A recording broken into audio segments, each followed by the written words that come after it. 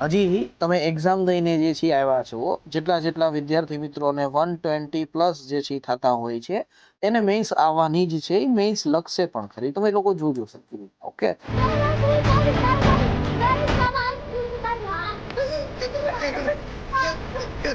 પણ હજી એ મૂંઝવણની અંદર છે કે સર બુક કઈ, કોર્સ કોનો જે છે લેવો. અરે યાર, એ બધી વસ્તુ સાઈડમાં રાખ.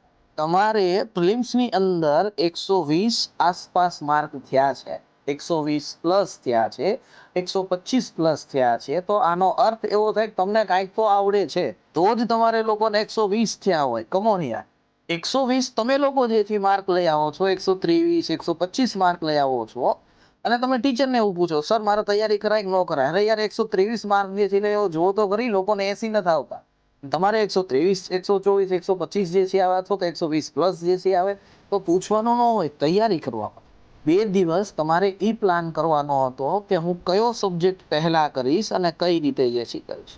2 દિવસ તમારે એ નહોતું જે છે પૂછવા કે સર મારે આમ છે આ.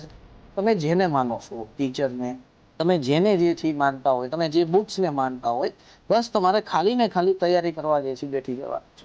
જેટલો તમે ટાઈમ વેડફશો ટેલિગ્રામ ઓલાની અંદર અથવા તો યુટ્યુબની અંદર જે છે, ઓકે, એટલા તમે તૈયારીથી જે છે એ દૂર જે છે થશો. પ્લીઝ, ઓકે, થોડાક હેલ્ધી જે છે બનો અને કામ કરવાની શરૂઆત જે છે કરી.